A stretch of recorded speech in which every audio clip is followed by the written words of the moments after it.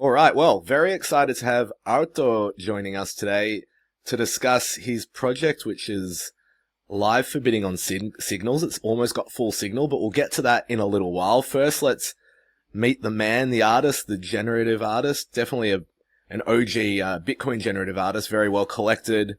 He's released work, across different places. We've been lucky enough to work with him at Gamma. But enough from me. Harto, welcome. Please introduce yourself. I'm sure you don't really need much introduction to people, but feel free to, really, I guess, dive into your story. You can go right back to when you first felt creative, when you first started creating, how you got into art, how you got into generative art, really anything. But yeah, welcome. First, thank you. I'm very, very pleased to be here. Always a pleasure to work with you guys.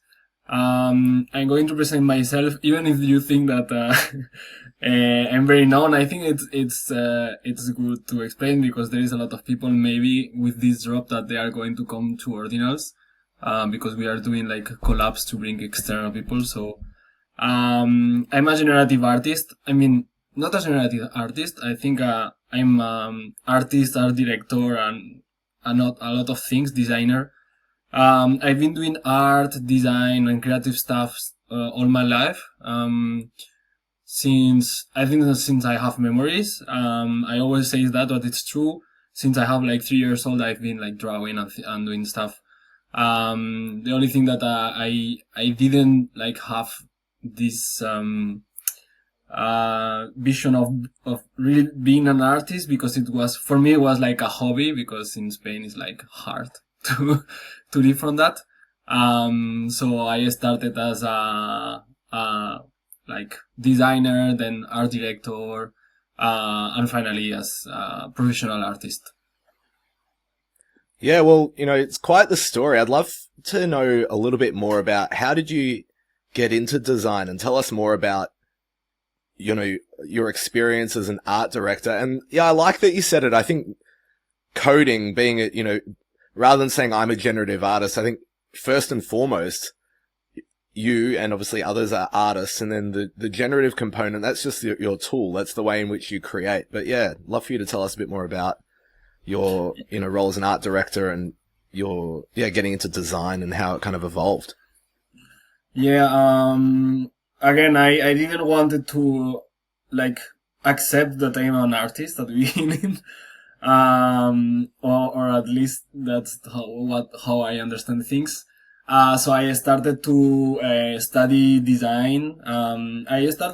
In fact, I started with engineering for 6 months. It was too technical for me, so I was like, no, I'm not going to stay here for 4 years at university, doing math.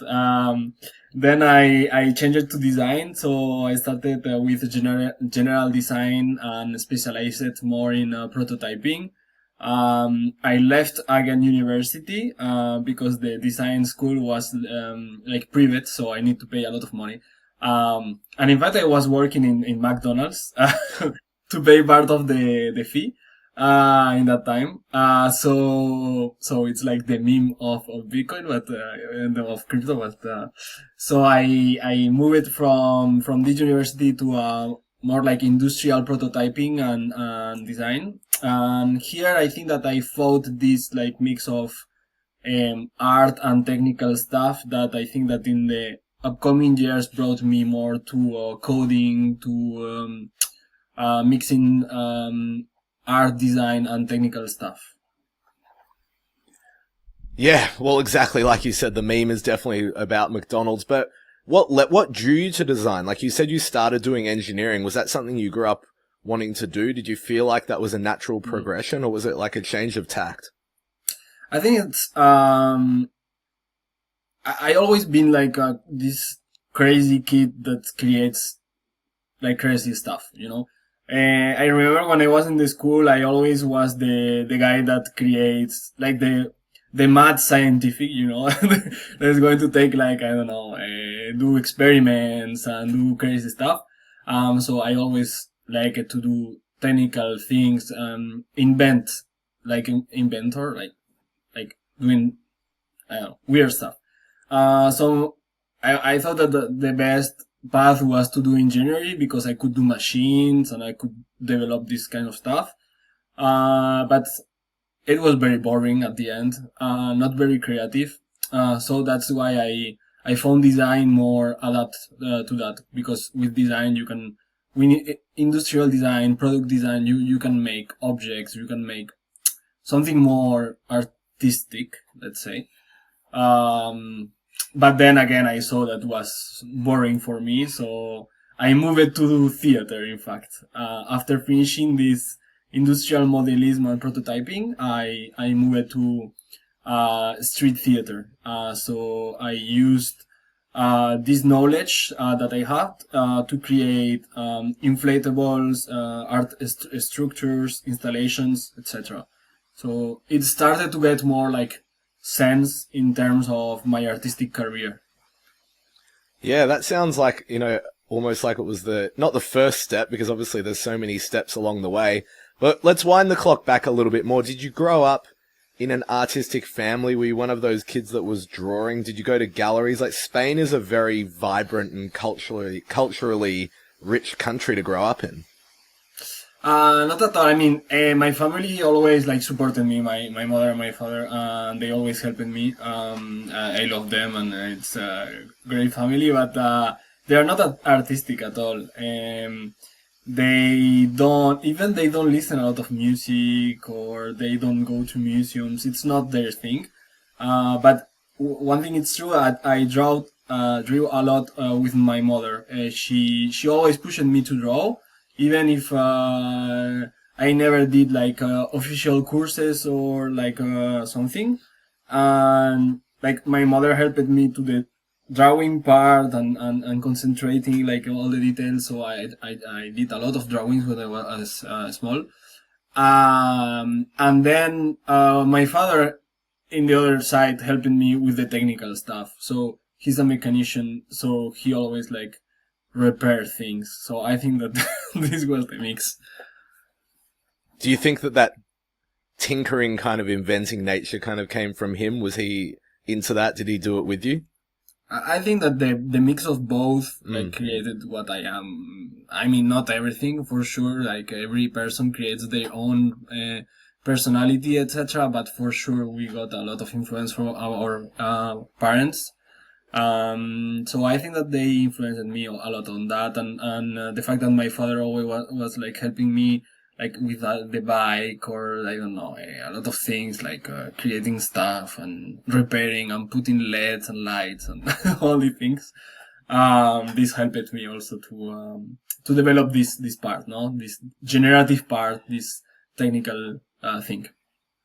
Yeah, well, it's a lovely segue. How did you end up creating generative art? How did you learn to code art, and how do you see, I guess, that history in design, and even, like you said, street theater and props and creating installations and whatnot, I guess kind of, pushing you in that direction?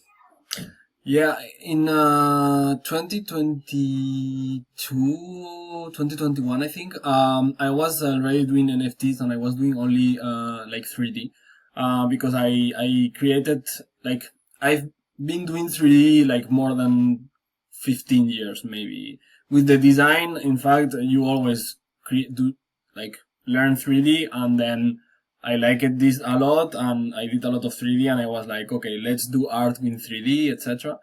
But 3D at the end is like not boring, but slow. And when I discovered generative art, thanks to art blocks, it was mind blowing for me, because it was like, okay, I can generate a lot of outputs that I can kind of do with the 3D, okay, but it's not the same. But way faster and in a different way, and more like structured. And so I started to learn that. I did code like in January, a little bit also with design. So I knew a little base, but thanks to AI, for sure, it helped a lot. And thanks to YouTube, for sure. Yeah, it's amazing how many resources there are to actually help somebody on that path, and for free, really. Or, you can pay for AI and get stronger models and whatnot. Yeah, how has that influenced you in your work? Yeah, AI.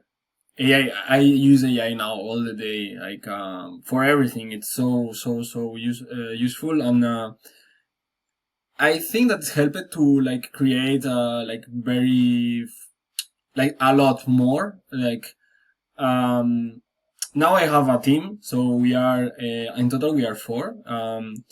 And I have the feeling that because we are all using AI for all the things, we are like 20, or 30. It's crazy. And for the creative part, it's the same thing. No, now I can, if we compare it with like hundreds of years ago, that an artist could create like one artwork every day, week, month, or year, because some artwork was so slow. Now we can create thousands of artworks, thanks to AI or the tools that help us to grow faster. No, so some people are scared that there are this kind of drama, but I think it's a great tool. Oh yeah, 100%. I think so too. How have you learnt to, because it can be so abundant, how have you learnt to, I guess, like maintain your focus and, curate what, I guess like beautiful and elegant things and like put your ideas into AI and then get the code required to get those out to, to, I suppose, create the outputs? Sometimes it's hard. I think that sometimes you get lost, but most of the times it's the same as drawing or creating something. You need to have something in mind. So I know that I have this.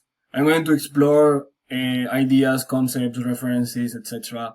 Have this system that, in fact, it's very close to project management in design. So I always do the same, no? Like referencing or having a first idea, then developing the concept, finding references. Once the references and the concept is good, then I do a prototype, no? And I think that following these kind of design steps, I don't get lost so much, and that's why I think I can create so much, because if we look at the like my digital career, it's a lot of stuff with so little money and so little team. So, and I think because I developed this project management or strategy to create, um, that's probably a good thing for the amount. I don't know for the quality, but sometimes things are very good, sometimes are not so good. But yeah. And do you feel like your eye has become more discerning? Like you have I guess, developed your taste or what you expect from yourself in what you create? Yeah, I think so. I think that when you develop a skill, like any skill, like you do a sport every day, you are going to get fit. No, you do math every day, you are going to be a super. So it's the same. No, I think that with art, if you like create a lot, at the end you can see things faster for sure. Yeah, and you said you work in a team. Obviously, I suppose, do they help you curate or do you lead that? Obviously, with your art directive, as an art director, as part of your background, that must help a lot. Yeah, sometimes yes. Especially, I mean, everyone. I'm always the problem of an artist is that we always have doubts, no, and we're like, I don't think that this is good or not. Then, if you have someone that always going to check, I want to say, this I like it, this no. Sometimes it's bad because it's like, okay, I thought that I like it, this, and people don't like it. But in a way, in a sense, yes, and I think that we have a very good synergy because I'm a crazy guy and I create a lot of stuff, and now they are used to it. But for example, Clara, that it's the developer with me, that she's like in the background doing a lot of stuff and a lot of code. She now understands how my brain works, and she can like follow a little bit my creation and my direction, etc. Same with Mark, that is my manager, and he's going to know if something is very new in, it's like, okay, this is new, this is cool, or yeah, this is alright, I like it, but you know and at the end also my wife, because my wife is helping me the company since some months, and she know me very well. She's the person that know me better. So Yeah, I think sometimes our wives know us better than we know ourselves, which is funny, but probably quite important. And so how did you find, I suppose NFTs, but perhaps were you involved in crypto? Was that a hobby before you then even found NFTs, or was it the other way um, around? like crypto, I found it thanks to gaming. I mean, I knew about crypto. I'm a geek, so I was like, one day I will buy Bitcoin, one day I will buy Ethereum. You never do it. It was like 10 years ago, no? And, like a lot of people, that we had this, but it was, after COVID that we kind of lost our job with the theater. I mean, we didn't lose the job with the theater, but it was impossible, as you can imagine, to um, like go, especially with street theater. Like everything was cancelled. No, so I was like, okay, what I'm going to do? Um, I went like in the rabbit hole of nomad work or digital work, etc. And I found crypto. Um, and yeah, and in fact, that's because of the gaming. And because I was playing in that time to Counter Strike, I sold some skins, some weapons for Ethereum. So that's how this started. And then I understood what NFTs were, etc., etc. And then this became my job, no? But it was like a mix of COVID, gaming, and digging in how to find digital jobs, no? Yeah, no, it makes a lot of sense. And then you said you found art blocks. How did that inspire? I suppose obviously naturally that inspired you to look into generative art and what that meant. What was your first kind of foray into creating NFTs? Um, my first NFTs were not about art blocks of generative art. It started with 3D and memes and random stuff. If one day I will share to you, but it's completely like bad art. It's like what's random things. I mean, in 2020 when I started, most of the people didn't care. Like, if you were an artist, it's like, okay, let's mint this, let's try. But it was not like it was a hobby. It was not like it's going to be my job. I didn't imagine that this was going to finish as my job, no. And I minted random stuff like for fun. It was fun. I kind of missed this part because it was fun. Now it is, but it's more strict. Um, but when I saw art blogs, especially, I think my probably was with Fidenza. So I saw the Fidenza from Tyler Hobbs, and I got very very inspired because, I mean, it's a very simple algorithm, in fact, but very very complex in view. So it was like, okay, that's super nice because this guy is using uh, Perlin noise and all this stuff that it's been used for other things for a lot of time. And it's creating an output that it's super cool, and you have a thousand that are very different, but at the end, so I was like, okay, let's explore this, no? And that's how it started, no? I found some tutorials, and so probably Tyler Hobbs. I don't know if it was, he was one of the first, at least, that I saw, and then for sure Squeagles and the other classic art blocks, Gazers, no Gazers. Then I saw Emily Chie, that was incredible with the texture, and William Mapan. Well, all the classics, no, but they inspired me a lot because it was something new for me.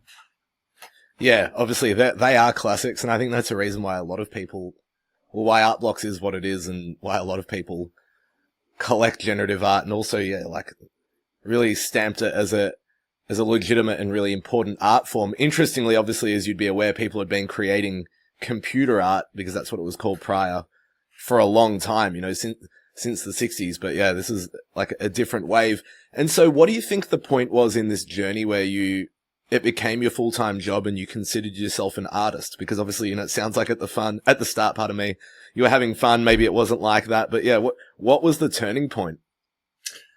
I started to have fun with these NFTs. And then someone, asked me a commission. A guy that now is a very good friend of mine that he's in Barcelona. His name is Mihai, and he was working for a project that's called, well, now it don't exist anymore. That's Project Arc, that worked with NFTs and NGOs. So basically, it was kind of one of the first projects to work with NGOs and to help like animals and nature, etc.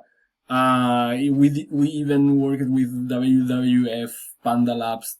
It was the first literally collaboration for me in that time.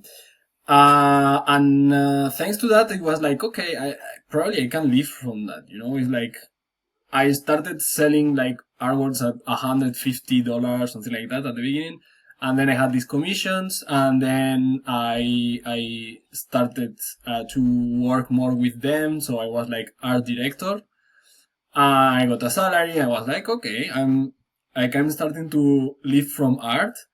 Little by little, like, well, projects are closed, etc. But little by little, I started to sell more and more my art.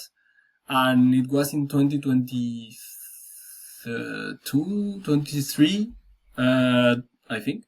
Not so far away, but with blocks, that was my first generative art collection in Ethereum.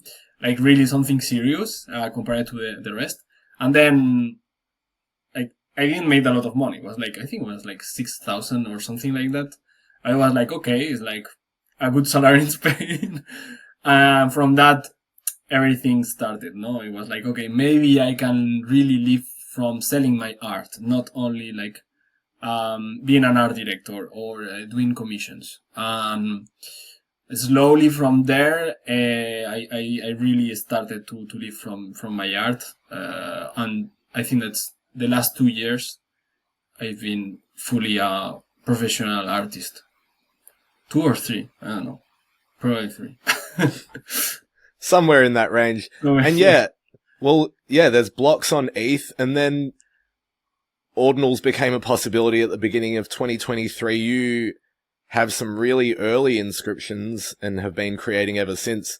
Tell us about, how did you find, I guess, art on Bitcoin, the ability to have code, render as artwork on Bitcoin must have been quite mind-blowing. Obviously it was, you had already created NFTs on ETH, but yeah, what was that like? And, how did you get to here?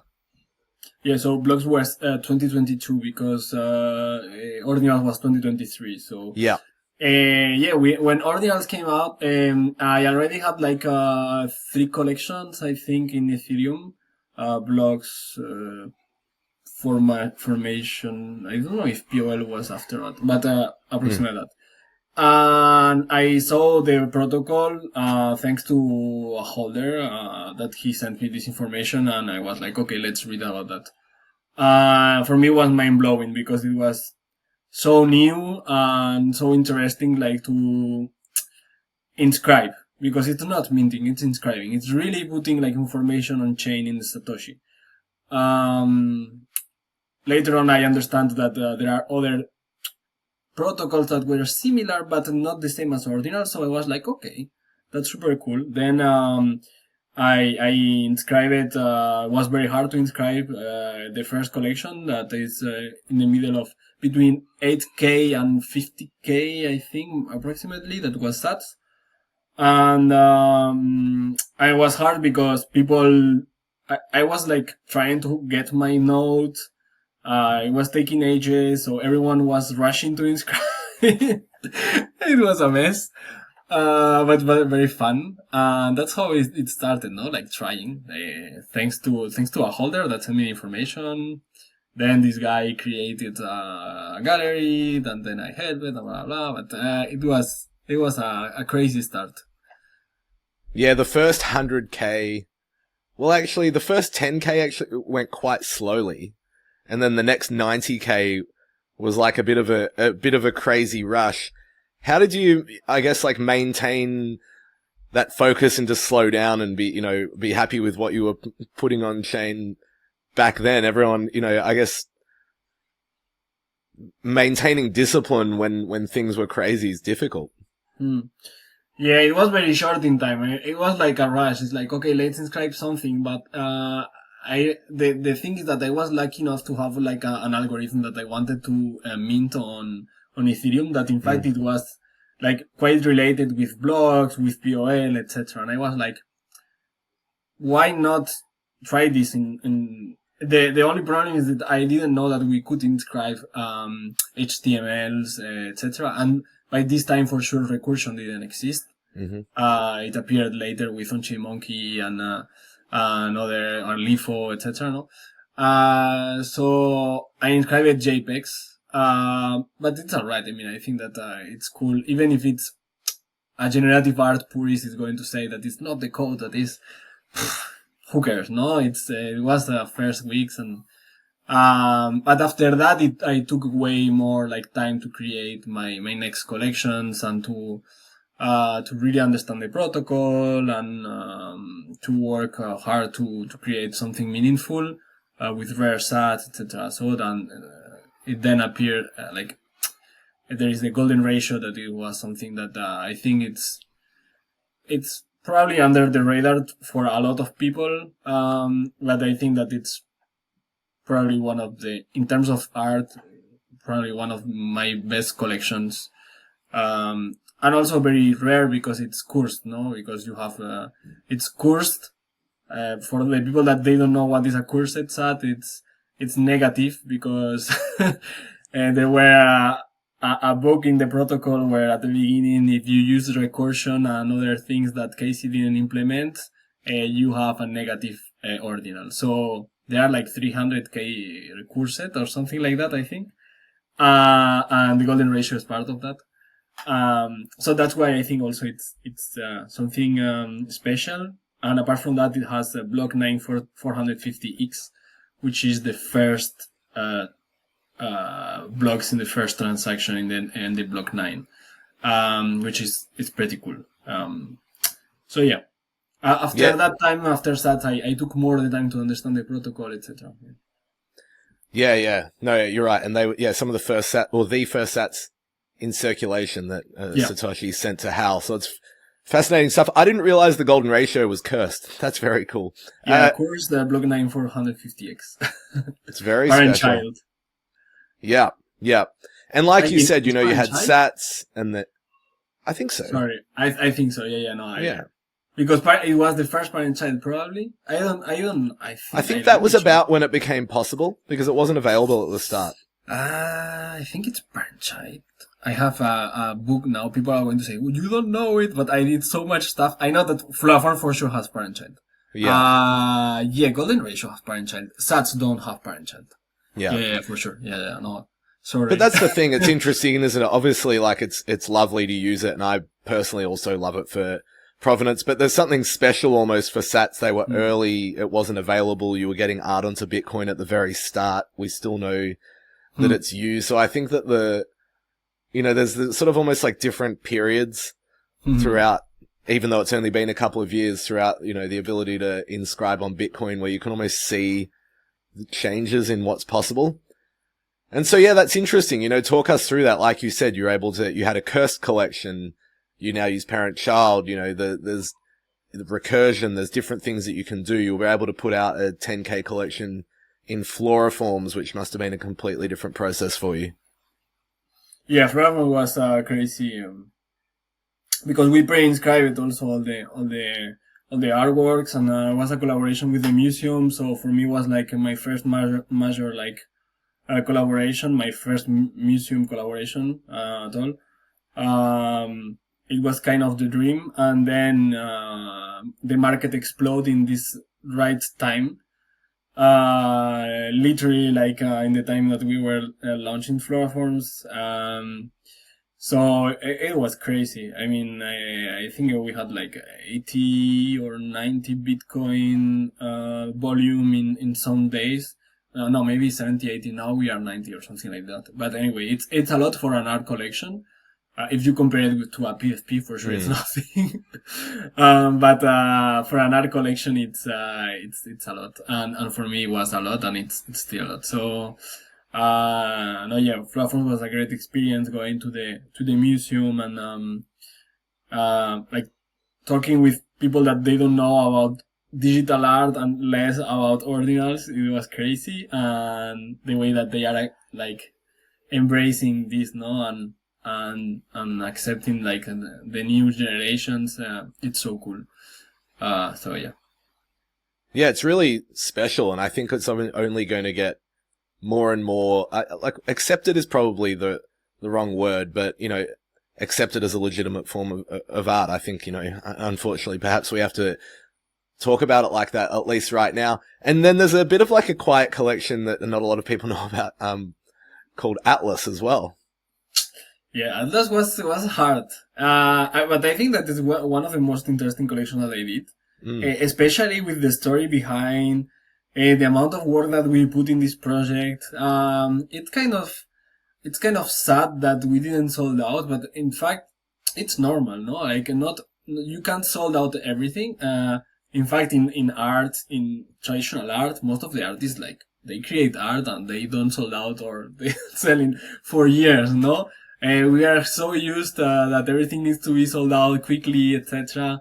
And then in fact, it's a pressure also for us, the artists. And with Atlas, that's what's happened because of the market, because of the conditions, because a lot of things.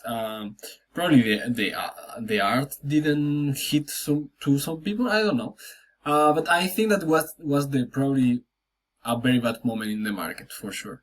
But it's still a very interesting collection. I have a lot of Atlas in my treasury, so I plan to share with museums and institutions in the future. So uh, Yeah, and millions of things. I think that's super healthy. And like you said, there's almost like unrealistic expectations that are being placed because of the speed at which Web3 moves. So something that didn't require that speed. You had one of one, which had a physical component to it as well, Continua, which sold really well at auction. That must be a bit different for you, obviously comparing having to create an algorithm that's going to give you a lot of outputs that you're happy with to just like a one of one output. Yeah, one of ones are hard. Especially because there is an algorithm behind, and there are hundreds of outputs, no? And when I create normally like generative art, I have the like in my brain is like, okay, it's going to be like 100 or 300 or whatever, no? And I need to select one. Is okay, how? What is going to be the element? Sometimes it's like, okay, I stay like hours in front of the screen and I pick one. Sometimes the third or fourth output is like, okay, this is the one. It's alright. It works.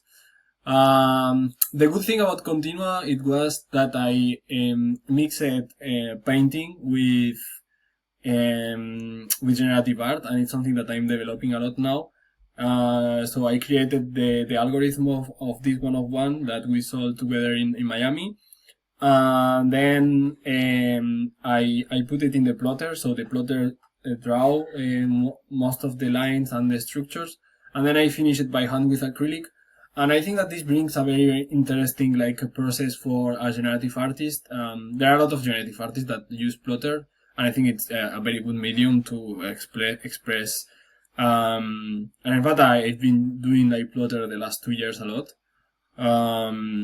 Even my last artwork that I didn't talk about that recently, and because it's kind of behind the scenes, that I sent to Asprey Studio in London the last 2 weeks. It's done with a mix of plotting and oil and acrylic, and I think it's my favorite one of one for now. But I didn't share it a lot, especially in Twitter. We have a lot of things to share with Continuous. I go with Continua with 2048. So Yeah, of course. Before we get there, we're getting so close. In Vegas, you had your art on display at Bitcoin Vegas, which was very special. You sold, there were 3 edition mints that went live on Gamma, the Aberration game, and they were really well collected. And you were selling physical prints. So yeah, I'd love to know, tell us about your thinking, like the physical and the digital, and it seems like you're creating both and passionate about both. Yeah, I think that after 2 or 3 years in crypto, I needed to go back to this physical thing, no? We talked about this at the beginning, that I always have this need to draw, to create things, and I missed it. I need it. So I've been like creating physicals the last 1.5 years or so again, with prints, with doing this weird machine for Vegas, the plotters. I'm even doing a sculpture of 3 meters right now that I didn't share for a client. And I will share it soon as it's outside, but and finished. So yeah, I'm totally like working in both worlds right now. And also that physical, I guess, for lack of a better word, contraption where people could come up and press a button and roll and create generative art, in the machine. Tell us about that.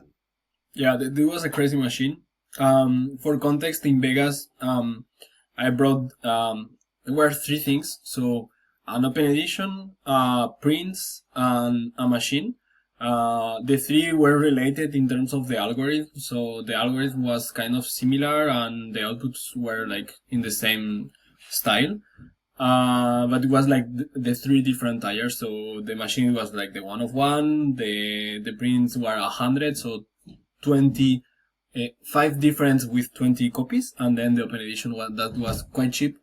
In fact, there is going to be something coming soon with Brutal Edge and this open edition, but first we need to finish other things.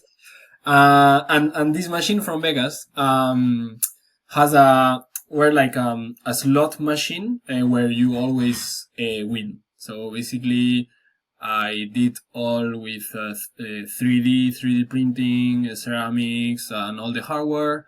And then you could play, and you have like a slot machine with pepes and other things that you had like the 3 emojis. You generate always an artwork. So it was like this critique to Vegas, to addiction, to consumerism, to crypto also, because we have in this ecosystem everything is like a gamble, even art. The sad thing is that we didn't solve the 1 of 1. But I think it's normal because it's a very weird thing, and this kind of object, I don't know who is going to have this at home. Probably a museum or something like that. So we are going to keep it for the future, for exhibitions or museums or institutions or something like that. But yeah, it was a quite fun drop. It makes a lot of sense. I was listening to an art podcast recently about how museums and art galleries have always been look, don't touch, whereas now they're sort of slowly transitioning to artworks that you can touch and manipulate. So, there's your machine, and I know that Coldy, who was with, standing near you presenting his art in Vegas, had art that you could manipulate as well. So yeah, I think that's a great idea. And yeah, I'm glad you brought that up. Brutal Edge, you worked with Far for a long form release as well. Tell us about, the act of collaboration. Must be, have you done much, or was that, I suppose I haven't seen any other collabs that you've done. Yeah, that was a very special one. I did a lot of collabs, but not in ordinals. I think that with Far was the only one. Sorry if I forget, but in NFTs I did a lot. Yeah. In fact, the first 2 years I spent the 2 first years doing collaborations. With Far was fun. I mean, he told me I wanted to do these cards and then evolve it and use boost as a swarming event and the queen. So I was like, okay, let's do it. He evolved he did already a swarm event, which is like you can mix like the boost and you have this queen. And the idea is that like he's creating this kind of gamification where you can mix different collections. So the idea with game theory also is that this open edition is going to be like mixed. And in fact, if someone goes to my parent, they can see already something.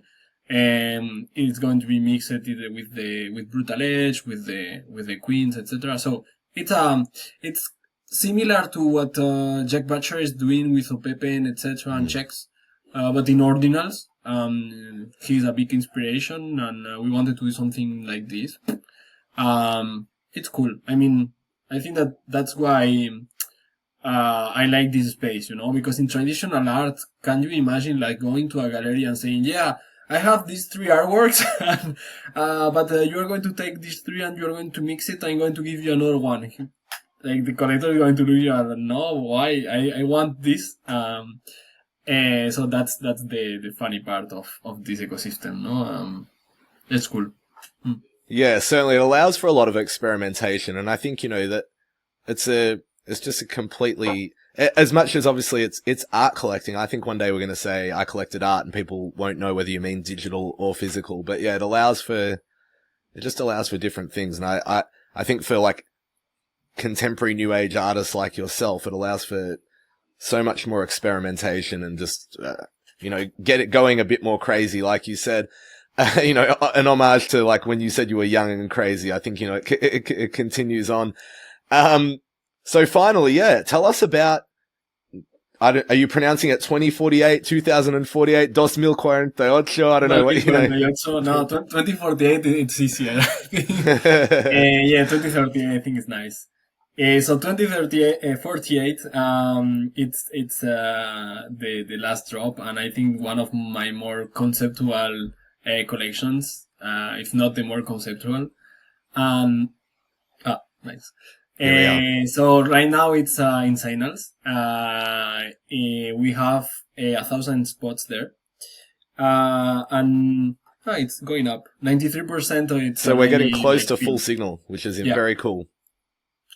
So at the beginning, we wanted to put like the 2048 artworks there, but the problem is that I have a lot of collectors, so I don't want them like to feel that apart, etc. And that I'm sure that there are a lot of collectors that already like bidded in Signals. Yeah. But we divided the supply between my actual collectors, Signals, collaborations, and I think it's a nice new way to find like fair price, no? But regarding the collection, it's about each single word of the BAP39 standard. So basically, when you create a wallet, you have a seed phrase that's normally between 12 and 24 words. And all seed phrase follow this, most of them, follow this BIP39 standard, where you have all these words. So I think I'm the first one to introduce something like that, but we don't care. But the idea is basically like to put each work as a representation, no? The hard part for me of this project is, for example, taking the word, I don't know, able, and share what is able, no? Banana is very easy, and that's why I share it a lot. A banana is a banana, no? But what happens with other type of words, no? And I think that this is the hard and funny part of this project. The project has several layers. So my first idea was like, okay, let's create like the image of these 2048 words and put it for sale.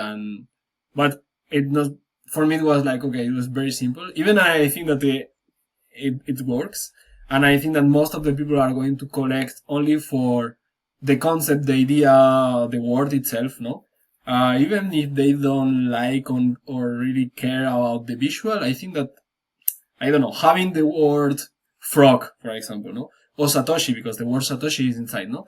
maybe some people are going to only like collect this word because of the word, no? But I wanted to bring an extra layer. So apart from being the representation of the word itself, there is also like a composition that express in my way, because it's not like all the words together, but it's expressed a seed phrase, no? So basically I do a composition with 12, 15, 18, 20, 24 words, and I create this composition. Yeah, I think that it's going to be really fun to see it, being collected and see it go on chain. And it's funny you mentioned about having a look at your parent-child structure. I was having a good dig through it the other day. So the alpha is always on chain for those people, who'd like to do that. You can just have a look at some of Arto's inscriptions and then get onto the Explorer and have a look. Yeah, so It's not yet inscribed, by the way. But well, this isn't on chain yet, but of course, but it's going to be for sure. If you, I think that probably we're going to start inscribing tomorrow, the day after, because we need to inscribe everything. So I think it's cool to show this. This is a little of behind the scenes on how we create. And in fact, every collection have this kind of crazy mood boards where we develop everything, no? Because you asked for the parent-child. Normally what we are going to inscribe is the 248 parent, like this. There is a reference here for that. This is basically our branding. So if you go to the parent, we branded all the different type of drops, and it was a hard work because we reinscribed a lot of things. Not everything is here, but we are trying. So basically, we have this 248, then the assets, so all the images, then all the words from the 2048 protocol, and then the artworks. Yeah. So maybe I can share very fast how we work in terms of visuals. Well, there is always, as I said, the concept, what is the project, etc. No, and then I start like taking a lot of references, finding things that could work, other artists, there are some incredible artists that worked with accumulation of things, no? And I'm not the first one for sure. In contemporary art, there are a lot, no? And all these are references. And then this is like the funny part, no? The how the collection is done, no? And you can see,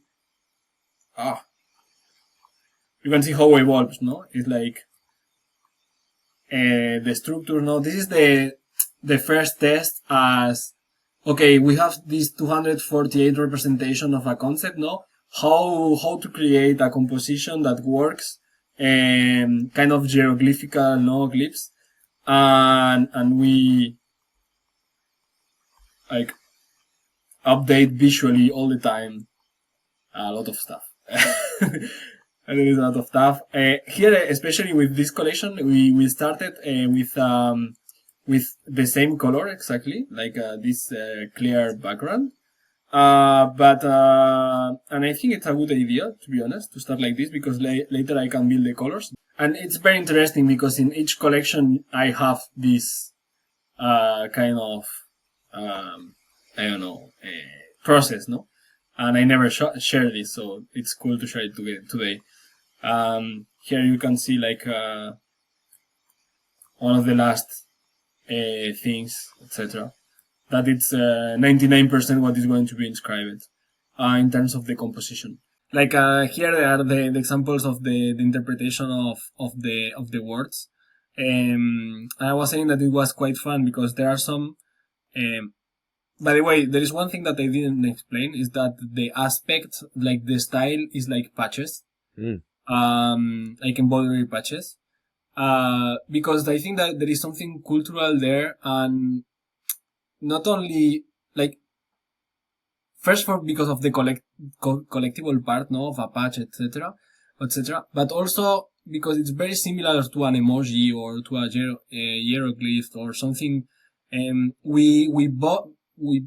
I mean, maybe now kids are not buying patches, but I think that years ago, like pins, patches, all this stuff like represents a lot of things, a lot of words in one small image that you put in yourself, no? And for me, it was like, okay, how we can.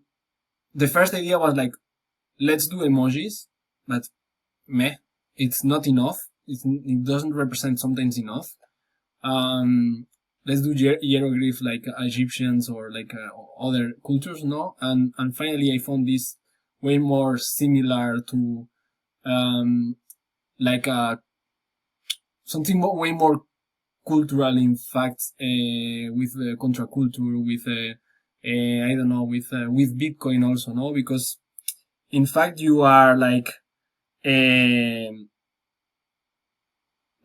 trying to give a message, no?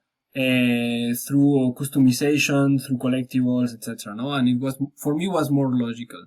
Maybe I went too far, but I think it's quite related with punk movements and with other cultural moments where people customize it a lot, their feelings and their um, now maybe we are losing a little bit this aspect because all the designs are flat and um, everything is like simple and me that I did design everything needs to be like white and etc. So maybe that's why also that I took patches. So yeah, there are some examples that are quite standard, like they are like the classic representation, but there are other things that are interesting. For sure, as I was saying, there are some, um, like for example, this that I love a lot, no, away, no, it's very like poetical. It's like they are not looking outside, no, they are looking inside, and they are thinking like, I know this is my abstract representation of this, but there are other things like that. There are things more simple, no, like barrel or balcony for sure. So yeah, there are some interesting things. There are others that are more realistic, no, like blur, etc. All these files are quite small, not only for the cost of inscription, but also because they are like emojis with the composition that I explained with the Miro. Um, so they are going to be quite small. They are like 200 by 200. It's 8 kilobytes, but still it's going to be quite expensive to inscribe all this, to be honest. But I think it's worth it. And yeah, there is some cool stuff. We will put all these images with the final artworks, etc. In a website where people can check all the concepts and for sure like find their pepes because there are like a 50 or more pepes. Um, like Always. like this dragon. Yeah. Elephant. Most of the animals are like Pepe style. And then you have like different styles. I tried a lot of stuff and I think it's the cool thing of this collection that it doesn't really like the emojis don't really follow a particular style. But the composition for sure, yes. And that's the interesting part of this project, no? That you have these emojis that are like the base, no? The element, and then I do this composition for the seed phrase. That is more my style, no? I've always looked at the seed phrase, the 2048 words, almost like a Bitcoin's own language, and you're kind of like creating, like you said, that hieroglyphic, that visual representation of like the language that we all kind of share through everybody. Obviously, having a seed phrase, never share your seed phrase with anybody, but feel free to share your 2048 inscription. You know, that's your kind of like fun visual seed phrase. That's not the keys to your wallet, but yeah, it's like, you know, jokes aside, it's a beautiful kind of like visual representation of a language that we all share in Web3 in regards to like, you know, we all have a wallet typically. Yeah, I think it's something that it speaks to a lot of people. if you're in crypto since a long time, you created several wallets, no? And this is something that and that's why I think that I started this project, is because every time that I create a wallet, that I have a lot, I don't know why, sometimes it's like I remember this word. It's like I saw this word already somewhere, no? And I think that some people will collect because they have wallets or they already saw these words, and I think it's embedded in our culture behind. That's why the patches also, no? It's like a patch. It's something that it's embedded, that we put in our tissue, in the fabric of the cultural ecosystem of Bitcoin, or ecosystem of blockchain, no? And that's very interesting, no? It's a culture that we are like developing and growing all together, and these words are part of this, no? Um, yeah, sometimes I generated a lot of these words, no? And it was very hard to say, okay, is this a representation of the word for everyone? Or it's very hard, no? Because everyone is not going to see the word in the same way, no? It's the same as with art, but yeah, there are some funny concepts and things to think about, no, about this collection, especially the representation of all these words that every person is going to see differently, no?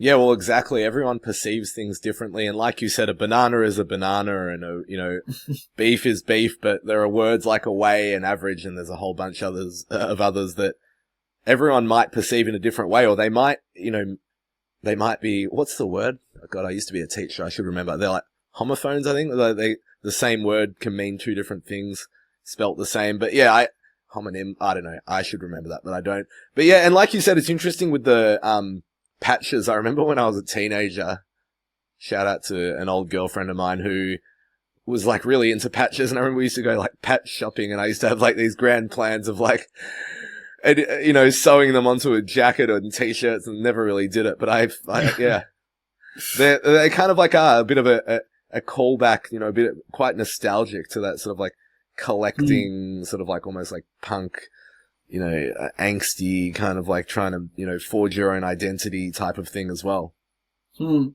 Yeah, and usually these patches try to like explain something, no, or something more. There are a lot of patches that are like classical from rock music, etc. No, but there are others like that really have messages, and they are part of the culture, no, subcultures, and I don't know. I think it's and thanks to AI we can generate now this, no, because otherwise, like, imagine like creating a patch, like you should create it and then take the photo to have this. Or you could do it in 3D, but it's super hard, no? You should create like a particle system, and do like a fake fabric, no? And then create this aspect. And now with AI, you can do it quite easily. So yeah, it's nice. It's nice to see how art is evolving, no? Yeah, well, I think people are going to have a lot of fun with this collection and searching through it and getting on your website afterwards. So, obviously if people want to guarantee their spot, then they need to go and bid up on signals.art. But, yeah, I guess as we start to wrap up, is there anything else that you want to tell us about this collection? Always, feel free to make sure to tell people where they can go to find you. Obviously, Harto on Twitter, but yeah, how can people, I guess, explore you and your work? So about my work, they can always go to my website. In fact, we just rebranded everything. Some things are missing and not working yet properly, but in my website there is a lot of information about all the things that I did. For the project, for sure, in Twitter and Discord, we are mainly there is a thread right now in the pinned in Twitter where everyone can learn like the basics of the collection, and constant communication. It's going to be more in my Discord. The links are also on Twitter if they want to join. In terms of spots, we said that at the beginning, but there are 1,000 spots on signals, and the pricing is going to be determined by this bidding that is going to end in 6 days. And the rest of the spots are going to be divided between the holders and giveaways and collaborations with other communities. I think that's important because like that we can bring more people to the Ordinals ecosystem. And apart from that, have fun. I hope that you will like it. It's something new, and I think that's something I never done. And I think that is going to be cool for the collectible part. I hope that the price is going to be fair, and it's going to be sold out. If it's not sold out, that's life. But no, I hope so. And I don't know, if you have questions, for sure come to Discord, Twitter. I will try to be more in spaces. I've been like finishing 100 stuff for the project the last days, so I will try to be more active. Yeah, if you have any question, like come to me. I always answer on DMs, and so I try to answer because I have a lot. Yeah, I could imagine. No. Well, thanks so much for your time. And I guess one last thing which I forgot was, I suppose hopefully one day people, if they're, in the right city in Spain, can come visit you in your own studio that you set up. Is that open to the public yet? So my studio is not open for the public, but most of the people that send me a DM and say, "Hey, I'm in Barcelona," I invite them to the studio. We are in the center, so if someone is coming to Barcelona, not now because I'm in France right now, for 1 week, visiting the family. But from August and more September, if someone is coming to Barcelona, let me know. We have a studio with flora forms in the in the walls and other things, and it's a nice place to see how it works behind the scenes. No. Well, awesome. Well, Harto, thanks so much for your time. Gracias por tu tiempo. Hopefully that's correct. And muchas gracias. I think everyone will enjoy this. Thanks a lot, Harto. It was very nice. Thank you.